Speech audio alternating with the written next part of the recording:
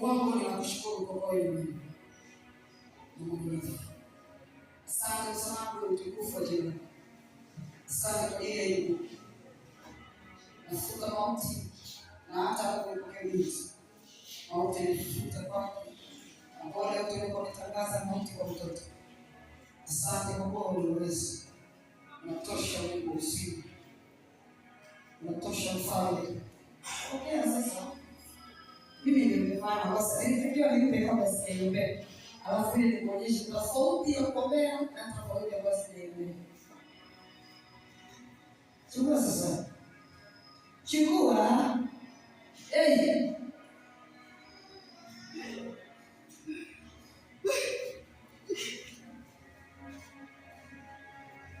Sema mimi ni mwana mtumishi.